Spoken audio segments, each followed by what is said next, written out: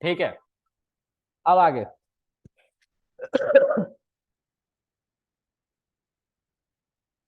numpy को हमने import कर लिया है। अब numpy के ऊपर हम जो ऑपरेशन है उसको हम देखेंगे। आज हम बात करेंगे रीसाइज रीशेप इन सब की। तो पहले हम रीसाइज की बात करेंगे, उससे भी पहले रीशेप की बात करेंगे। रीशेप और रीसाइज में क्या डिफरेंस है, ठीक है, इसकी बात हम करने जा रहे हैं। हम just making it a heading, ठीक है। numpy के अंदर ये बहुत अच्छा और इंपॉर्टेंट रोल प्ले करता है, ठीक है। लेट्स सी ये क्या रोल प्ले करेगा। तो एनपी के ऊपर पहले मैं एक एरे बनाता हूं। एरे कैसे बनेगा, तो आप जैसे मर्जी वैसे एरे बना सकते हो। आप लिनस्पेस, numpy, रैंडम जैसा बनाना चाहते हो बना सकते हो। एरे टोटली आप पे है, ठीक है।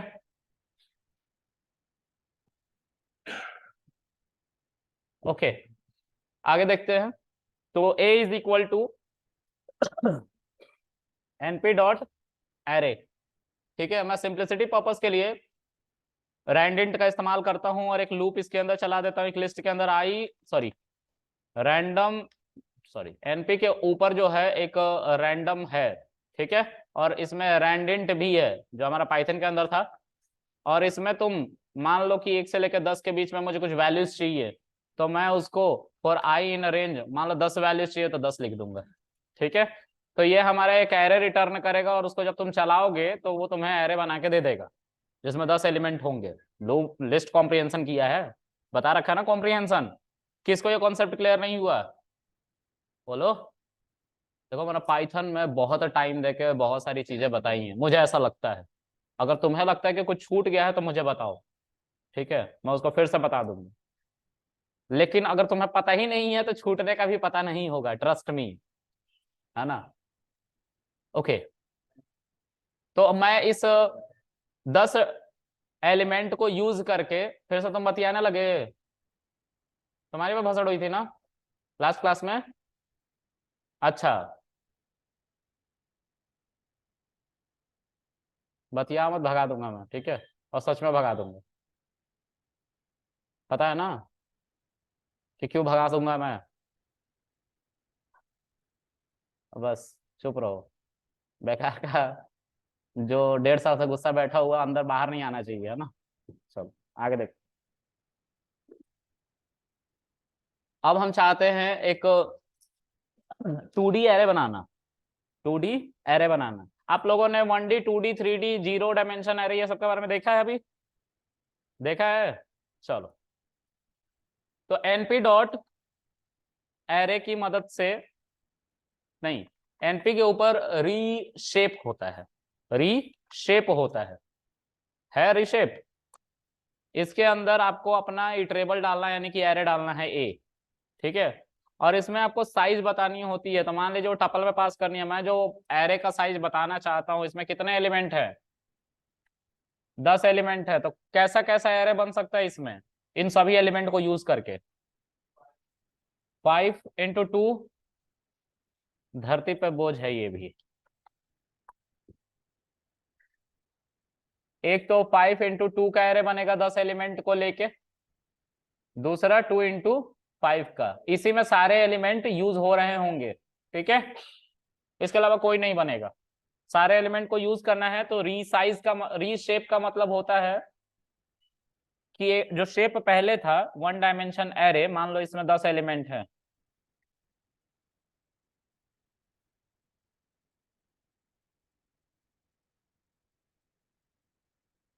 ठीक है। तो ये 1 डायमेंशन एरे है, इसको रीशेप करके हमें क्या करना है, 2 डायमेंशन एरे में कन्वर्ट कर देना है, या तो 5 × 2 में या 2 × 5 में, टोटली अप टू यू। लेकिन सारे एलिमेंट का इस्तेमाल जरूरी है। 5 × 2 और 2 × 5 में क्यों कन्वर्ट कर रहे हैं, क्योंकि जब हम 5 को 2 से मल्टीप्लाई करेंगे तो 10 एलिमेंट यूज हो रहे हैं, और 2 को 5 से भी मल्टीप्लाई करेंगे तो 10 एलिमेंट यूज हो रहे हैं, ठीक है। ये पता है ना कैसे हो रहे हैं 10 एलिमेंट। चलो 3 × 3 का हम क्यों नहीं बना सकते हैं एरे,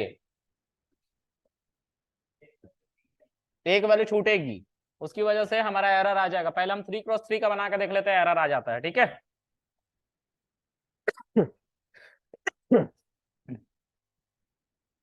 तो देखो इसके अंदर हम 3x3 को पास करते हैं, तो 3x3 को 3,3 करके पास किया जाता है।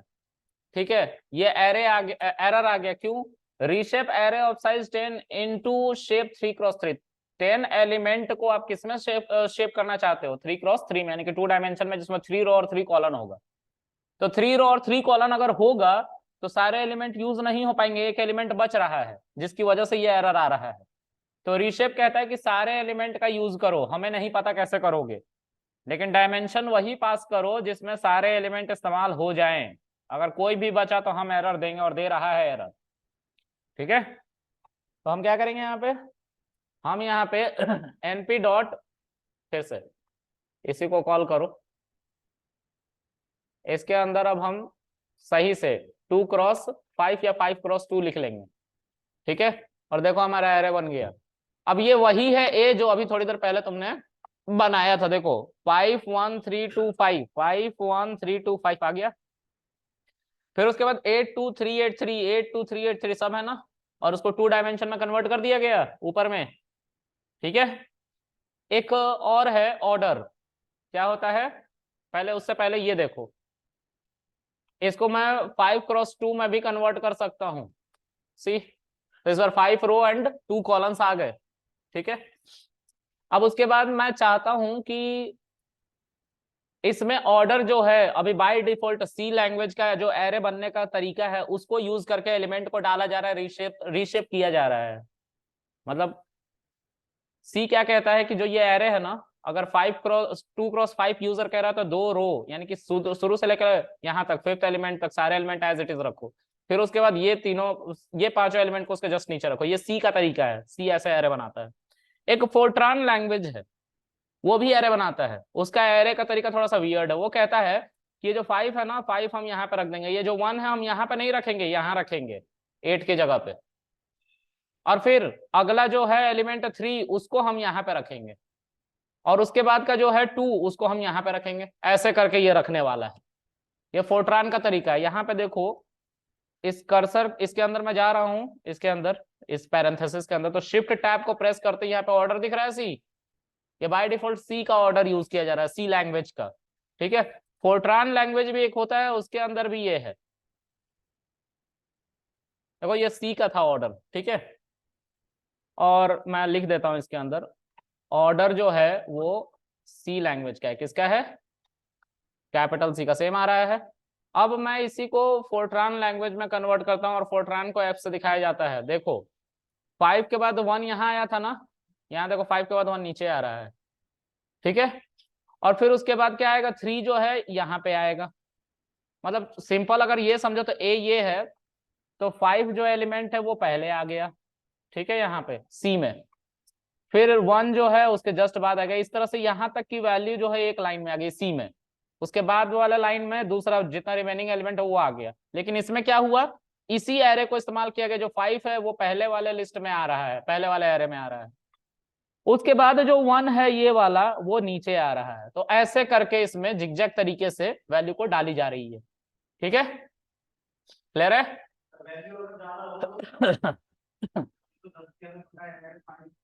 तो उसके लिए शेप का पता कर लेते हैं हम, शेप का पता कर लेते हैं। शेप का कैसे पता करोगे? तो शेप देखो, मैं ये जो ए एरे है ना, इसका शेप पता करने वाला कि कितना डायमेंशन एरे है।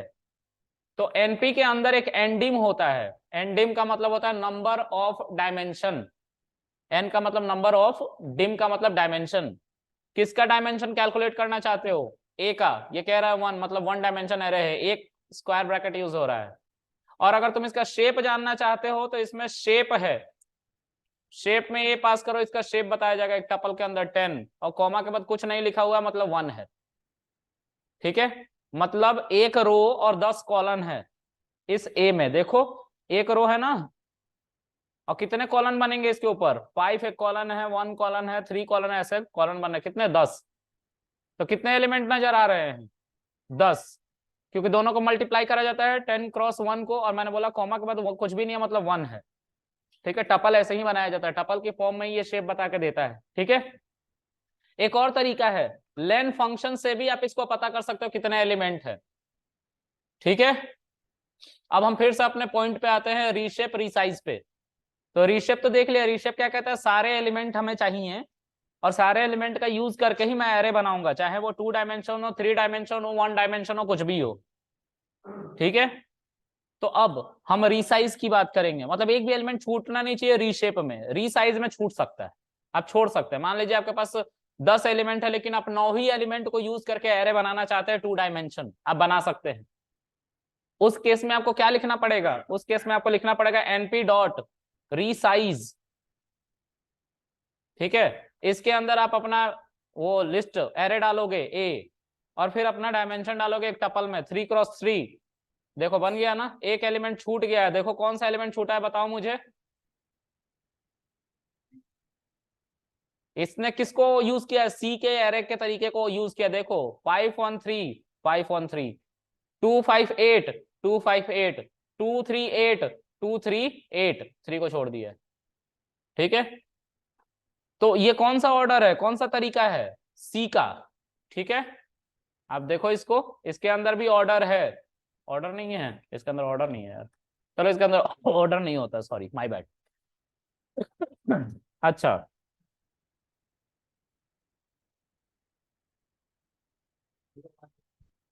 क्या, हाँ, हम्म,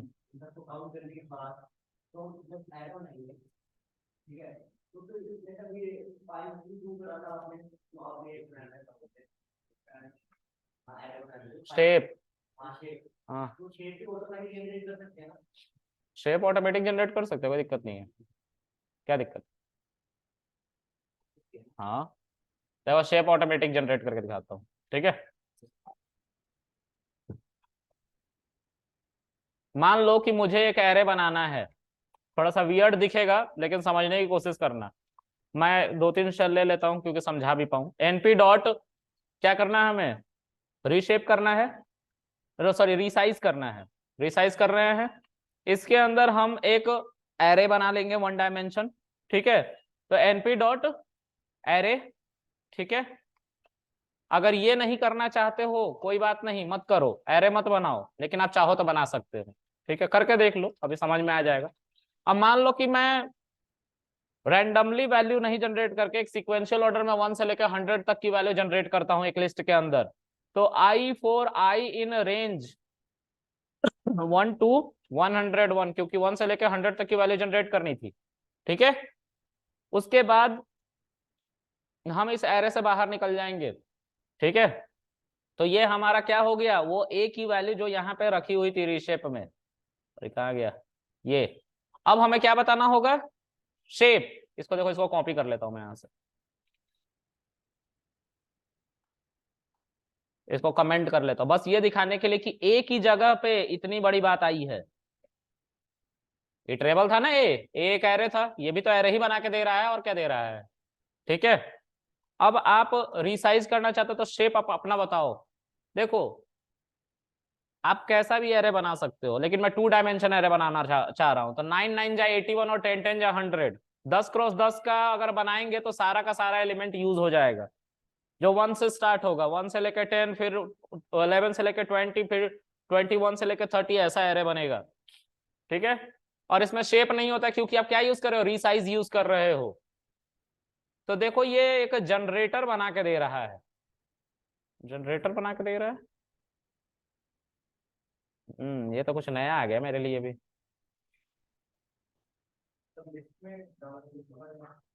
अच्छा, लिस्ट के अंदर नहीं डाला, एरे के अंदर डाल दिया, shit, my bad. See, can you see this, 1 से लेकर 10, 11 से लेकर 20, ऐसा एरे एक 2D में आ रहा है ना, तो आप रन टाइम में ऐसा कुछ जनरेट कर सकते हो। ठीक है, अब मान लो कि 100 एलिमेंट आ रहा है इसके एरे की मदद से, जो अंदर में है इसकी मदद से। कितने एलिमेंट आ रहे हैं, 100, लेकिन हमें क्या यूज करना है, 81 एलिमेंट ही यूज करने हैं, बाकी सबको छोड़ देना। 9 दूनी 18, 36, 45, ऐसे करके आ गया। ठीक है, क्लियर है, तो ये एरे बना के हमें दे रहा है, क्लियर है। लेकिन रीशेप ये काम नहीं करेगा, रीशेप क्या कहता है कि भाई जितने एलिमेंट है उतने एलिमेंट का ही एरे दूंगा, कम बेसी नहीं कर पाऊंगा मैं। ठीक है, तो ये बातें याद रखना बहुत बारीकी से, ठीक है। अच्छा, एक क्वेश्चन है मेरा, अभी थोड़ी देर पहले जनरेटर बन गया था, तो कैसे उनके वैल्यूज को देखोगे? हम्म अभी थोड़ी देर पहले क्या बन गया था यहाँ पे? जनरेटर बन गया था ना, तो कैसे इनकी वैल्यूज को देखोगे? अच्छा, फिर हैं कैसे देखोगे इनको? नेक्स्ट फंक्शन या नेक्स्ट मैजिक मेथड की मदद से देखोगे, ठीक है। तो इसको एक वेरिएबल में स्टोर कर लो, इस वेरिएबल का नाम मान लो जेड कर ले रहा हूँ, ठीक है। और यहाँ पे नेक्स्ट, और क्या लिखूंगा? जेड। ओहो, इटरेटर नहीं है यार ये, अरे इटरेटर नहीं है ये कह रहा है। हाँ, ये तो दिक्कत हो गई यार। ठीक है, करने के लिए दिखा देता हूँ बस इसको। इसको लिस्ट में कन्वर्ट कर देता हूँ मैं, या टपल में कन्वर्ट कर देता हूँ फिर से, ठीक है।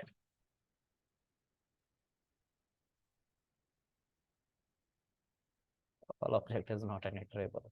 Shit यार, shit.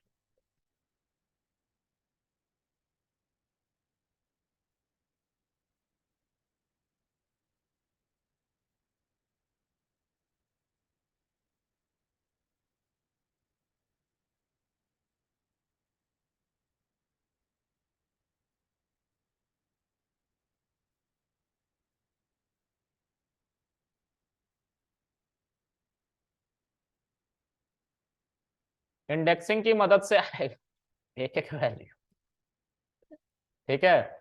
इंडेक्सिंग चल रहा होगा इस पे, और वो भी कैसे, एक एक एलिमेंट को ये इंडेक्स करे, ये कहाँ तक जाएगा? तो चलो एक लूप चला के दिखा देता हूँ, फॉर आई इन रेंज, ठीक है। रेंज में मान लो 100 है, 100 तक तो नहीं जाएगा, खैर अब ये 101 मान लेते हैं, तो अभी भी नहीं जाएगा, ये एरर ही देगा, लेकिन फिर भी मैं इन सभी वैल्यू को प्रिंट कराना चाहता हूँ पैरेलली। देखो प्रिंट होके आ जाएगा सब।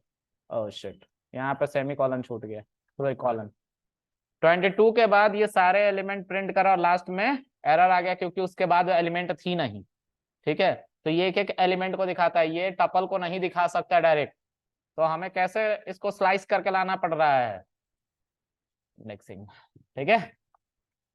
ये बेसिकली हम एआई में यूज करते हैं, जब ज्यादा डेटा हो जाता है तो एक एक डेटा को फेच करने के लिए बहुत सारे हमारे पास एरे होते हैं वहां पे, उन सभी 10 एरे हैं तो 10 में से एक एक एलिमेंट को एक एक साथ लेके आते हैं, तो ऐसे ही हम पाइपलाइनिंग क्रिएट करते हैं। अभी तुम लोग पल्ले नहीं पड़ेगा, जब पुष्पेंद्र सर पढ़ाएंगे तो उनसे पूछ लेना कि पाइपलाइनिंग कैसे होती है, तो वो बता देंगे, ठीक है।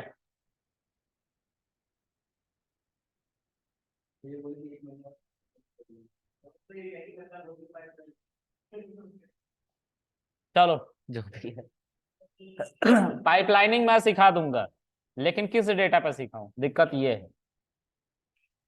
डेटा तो एआई का ही यूज होगा क्योंकि मैं एआई का ट्रेनर हूँ, ठीक है। चलो जो भी है, मैं पाइपलाइनिंग सिखा दूंगा, ठीक है।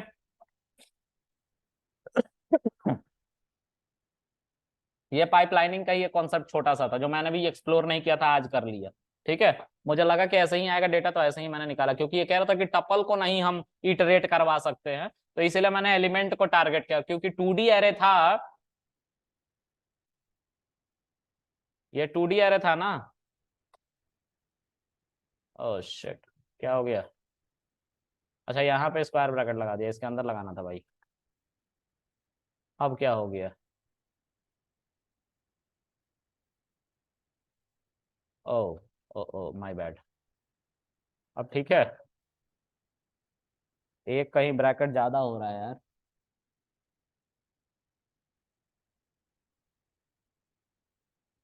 np डॉट एरे, ओ, सारी गलती इस ब्रैकेट से स्टार्ट हुई है। एरे के अंदर हमें एक लिस्ट कॉम्प्रिहेंशन पास करना था, और उसको एरे के अंदर ही रखना था, और उस जेड को प्रिंट करना था। दिस इज दैट एरे, ठीक है। कॉम्प्रिहेंशन में टपल कॉम्प्रिहेंशन मैंने कर दिया था गलती से, कोई ब्रैकेट यहाँ पे नहीं दिया था, तो बाय डिफॉल्ट टपल मान लेता है, पता है ना पैकिंग, तो उसने टपल मान लिया था, तो जनरेटर बन गए थे। तो ये 2D एरे है ना, तो अगर इस जेड में से हमें एक भी एलिमेंट को निकालना है तो देखो, अगर मैं 0 लिखूंगा तो ये पूरा का पूरा 0 एलिमेंट पर रखा हुआ लिस्ट निकल के आएगा। आ रहा है ना? अब इसमें से एक वैल्यू को निकालना है तो मुझे क्या करना पड़ेगा, फिर से 0 इंडेक्स लगाना पड़ेगा, तो 1 निकल के आएगा। अब जब यही नेक्स्ट नेक्स्ट कर रहे थे ना टपल के अंदर से, तो एक एक वैल्यू आ रही थी। क्लियर है? तो ये था लिस्ट का कॉन्सेप्ट। लेकिन टपल के अंदर भी यही 2D बन रहा होगा। देखो मैं बना के दिखाता हूं, इसी को मैं टपल में कन्वर्ट कर रहा हूं, ठीक है। Container is equal to a tuple for I in z, container is equal to container plus tuple आई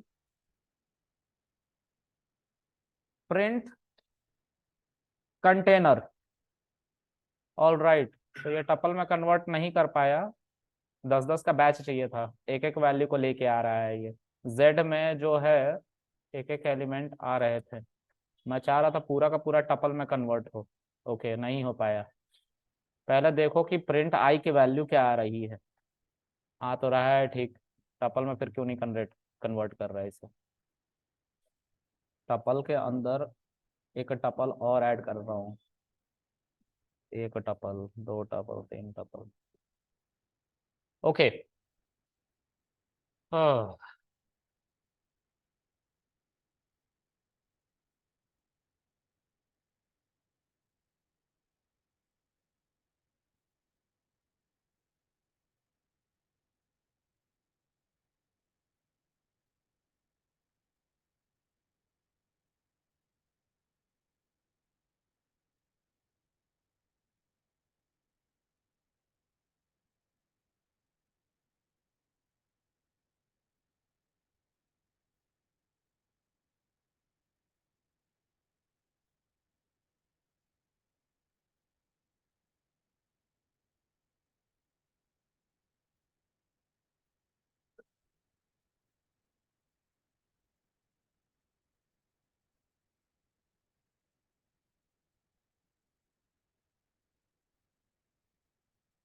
चुप रहो सब।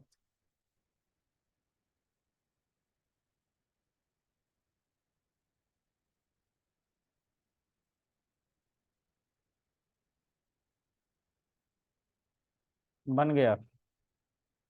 Can you see the tuple? एक टपल, दो टपल, बन गया ना सब? तो बेसिकली हम लिस्ट के अंदर तो अपेंड कर ही सकते हैं टपल को। हम क्या करते हैं, टपल के अंदर टपल नहीं चला सकते, वो जनरेटर बना के दे देगा, दिखाई नहीं देगा। इसको देख सकते हैं, तो हमने लास्ट में कास्टिंग करवा दी टपल में ही इस कंटेनर को। ठीक है, चलो खैर ये सब नहीं देखना था, मैं इसको इसलिए दिखा रहा था कि अगर ये भी एक कंटेनर है तो ये टपल के अंदर टपल है, ठीक है। तो इसमें से भी अगर तुम्हें वैल्यू को निकालना है तो कंटेनर के ऊपर अगर तुम 0 लिखोगे तो पहला वाला 1 से लेकर 10 तक वाला टपल आएगा, देखो आ रहा है। और इसके अंदर से भी तुम्हें एलिमेंट निकालना है तो 0 इंडेक्स वाला एलिमेंट 1 है। यही तो कर रहा था लिस्ट में बैठ के, और यही कर रहा था जब जनरेटर बन जा रहा था, तब टपल कॉम्प्रिहेंशन हो रहा था तब। ठीक है, चलो जो भी है, तुम लोग सब जीनियस हो। तुम लोग को समझ में नहीं आया ना? सही बताओ। चलो जो समझ में ना है उसको जिंदगी से डिलीट मार दो। गलती से जनरेटर बन गया था, मैं उसको एक्सप्लेन करने पहुंच गया, वो मुझे नहीं करना चाहिए था, मेरी गलती है, सॉरी। है ना, गलती से जनरेटर बना था, उसको मैं नहीं एक्सप्लेन कर रहा हूँ, ठीक है। थोड़ा सा आगे बढ़ जाओ कोडिंग में, तो ये सब विजुअलाइजेशन का तरीका देखो, एक दिन में नहीं आएगा तुम जब तक कोडिंग नहीं करोगे। मैं ये बात देखो, रन टाइम में कोई प्रॉब्लम होती है ना, तो बिना बताए मैं नहीं जा सकता, रिकॉर्डिंग में है। एक बार तुम हैंड्स ऑन हो गए ना अच्छे से, तो फिर से रिकॉर्डिंग मेरा देखोगे तो समझ में आएगा कि क्या कहना चाह रहा था। अभी तुम पिक्चराइज उन सब चीजों को नहीं कर पा रहे हो। अभी तुम पाइपलाइनिंग को भी पिक्चराइज नहीं कर पा रहे होगे, पाइपलाइनिंग क्या होती है, आखिर एक एक करके डेटा क्यों लेके आएंगे हम। ठीक है, तो जैसे जैसे आगे कोड में बढ़ोगे ना, जब दिक्कत होगी तुम्हें, तभी सॉल्यूशन ढूंढते हैं हम लोग। तो दिक्कत होगी जब, जो कौन कौन एआई में हाथ उठाओ। अगर ज्यादा डेटा रहा और उस पे फेस डिटेक्शन तुम करोगे, तो वहां पे तुम्हारा रैम ओवरलोड हो जाता है और रैम क्रैश करा देता है पूरे कोड को। वहां पे पाइपलाइनिंग की जरूरत पड़ती है। तो तुम उसके पीछे भागोगे कि आखिर क्या प्रॉब्लम है और इसको रेक्टिफाई कैसे कर सकते हैं। तो याद रख